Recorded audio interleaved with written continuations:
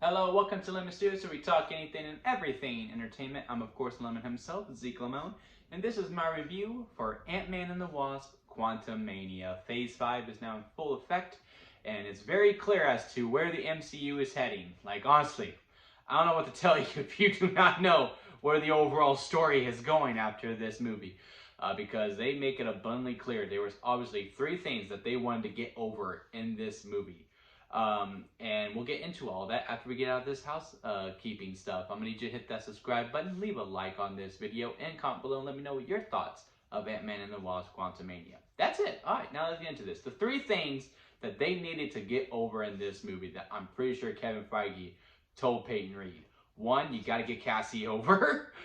Two, establish Kang as a monster. And three, make it abundantly clear as to where we are heading so that people keep asking, I don't know where the MCU is going. And I do believe overall they accomplished all three. They almost didn't make the Kang part with me. Now look, I like Jonathan Majors as Kang. I really liked him in this movie. He's one of the main standouts. I mean, all the performances are great, but if you're going to pick one that was the best, Jonathan Majors is it. When he talks, you listen. He just has that charisma that you just gravitate to, and he has that powerful voice. The character that he has down for this Kang is absolutely great. Keyword this Kang, because multiverse and variants and all that stuff. And he's very threatening and he's very powerful. And I like the build up before we even fully meet him. Because everyone's like, oh, there's a fear within everyone. It's almost like the Voldemort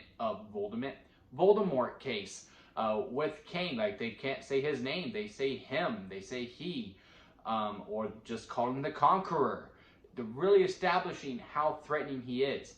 And then when you meet him, yeah, he's very powerful. He has all these things. The way he talks, very threatening. You got nothing on me. Then when we get into the action, it kind of fumbles a little bit because with the power of hindsight, and it's Ant-Man, and granted they were in the quantum realm, so I guess Ant-Man had a little bit more power in the quantum realm. I'm just thinking, this guy's gonna have a dynasty? Because this is the level where the Avengers come out of retirement to fight this dude. I think we only need Scarlet. Scarlet Witch can take him. It ain't no problem. But I can only really get more into that into a spoiler discussion, and we will have one later on this weekend. But that was the main thing that really stood out to me. Oh, look, Crash wants to say hi. Say hi, buddy. Oh, I love you too. All right. The other thing with Cassie, really trying to get her open. Now, look, I'm a huge Catherine Newton fan. I've been a fan of her ever since Paranormal Activity 4. We're about the same age, so in Paranormal Activity 4, when I saw her, a little bit of a crush. I ain't gonna lie to you, but I think she is a phenomenal talent, and I do not think any of the problems that I have for Cassie in this movie, I don't really think it reflects off of Catherine. You could take that for what you will, because since I am such a huge fan of hers. But given the material that she was getting, it was very keen that the only way that Peyton Reed and the writing team felt like the only way they can get Cassie over is to just tell you. And there's a story element with Cassie on how she is with her dad. And it's not the type of storyline you think it will be that they do in the trailers. It's really completely different. And overall, I got it. The explanations they give and how they explained it, I was able to buy into it. And my dog was doing something, I had to look at him. I was willing to buy into it and just accept it for what it is, of how she was able to basically get everything off the bat. With that being said, there is one moment at the end, and again, for the spoiler discussion, that really feels like it just deflates. Two moments, really. There's one where she's having a conversation with MODOK that I really felt like it's a good scene, has a good message overall. We didn't need it, and also at the very end, that just completely deflates what happened, what was happening within that scene. Again, I can't really go into it very well without going to spoilers, So again, just be prepared for that spoiler talk if you are having a hard time for me understanding of what I mean by that. Now for the third thing, this movie's all plot. This movie is all plot, and it almost didn't know how to end. It found its footing, but it stumbled its way to that ending because it is very clear that they were like, all right, Phase 4 was kind of like a soft reboot. Every movie was kind of doing its own thing, but it is going to tie in later because I do think after watching this, some things in Phase 4 like retroactively like make a lot more sense.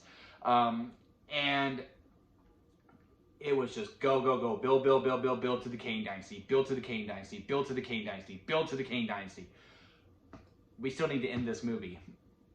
Okay, yeah, but it's gonna do this and we'll do a little bit of that. And like, this movie tried to do a lot. There was a lot going on. This movie didn't know what was its steaks, what was its potatoes, and what was its greens. There was no A, B, and C. Everything was A, and everything was building to the future movies. And also, I had a really hard time with, and I don't think this is Michelle Pfeiffer's fault, but her character, I forgot. They say her name like 20 times in the movie, but I don't remember the character's name. She obviously knows something's up with the quantum realm, doesn't want to talk about it, and they make it very known, which also makes it kind of retroactively very confusing on the post-credit scene for Ant-Man and the Wasp. But again, for the spoiler talk, I think I can make it make sense in my head.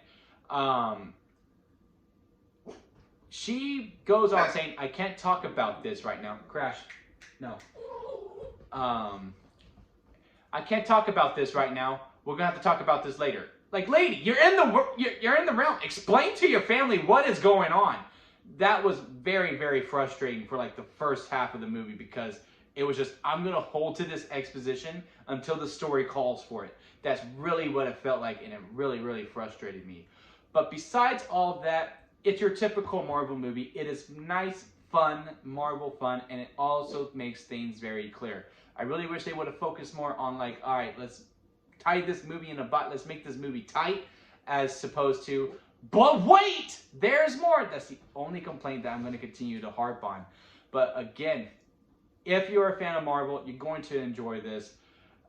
It goes out there, man. This movie does go way out there. I'm very curious to see who are like very, very casual Marvel fans, how they're going to react to this. Because I could also see very, very casual Marvel fans just being completely turned off after this movie. But yeah, overall, very enjoyable movie. If I had to rank it on the lemon scale, this is how it works. Sour lemon, expired store-bought lemonade, freshly squeezed lemonade, and then strawberry lemonade at the very top because that's the best kind of lemonade. Ant-Man and the Wasp Quantumania, it is a lemonade. Is this my favorite Ant-Man movie? No, nothing's going to really top that first one to me. It was just a very much a nice little darling that no one expected from the MCU, and it was also very intimate. I missed that part within this movie as well because obviously, and again, Peyton Reed wanted this, and I think he nailed it out of the park for the most part. That he wanted an Avengers type movie. He wanted a big scope movie as opposed to just a little side mission that he usually gets. He asked for the ball, and I do believe he got a hit out of it. And I don't get the hate. I truly just don't get the hate for this movie. I would like some more intimacy. I would have liked seen more of the development from Cassie, Kang, so on and so forth. But I do get, hey, it's now about getting to the end goal here. We're going to just really focus on the plot, building, and we're just going to have to tell people what it is and hope they buy into it. For me, it did, but I could see why some people might have trouble with the Cassie character, and also some people who are just like, I don't see Kane nearly as close as a threat to what Thanos is, because that's who Kane is supposed to be. He is the new Thanos. I think they barely got over that with me, but I don't really see how you need all the Avengers. You just really need the Scarlet Witch. But then again, the Scarlet Witch could have killed Thanos all on her own too, so there's that. But yeah, comment below, let me know what your thoughts are. Ant-Man and the Wasp Quantumania. That was another thing. Wasp, she kind of got sidelined for the first half. I mean, she comes in the second half and like Wasp starts to like Wasp, but that was another one. I was like, damn, it should have just been Ant-Man versus Kang. Really, that should have been the title of this movie. But yeah, leave a comment below. Let me know what your thoughts. Like this video if you did enjoy it. And again, hit that subscribe button for all the Marvel theories that'll be coming very, very shortly. Also, we got The Last of Us series that I'm really, really enjoying. And we got The Mandalorian. We got a lot of things coming out to this channel. So hit that subscribe button to keep in touch of everything that is coming out. And that'll be it, guys. And I'll see you here next time at Lemon Studios.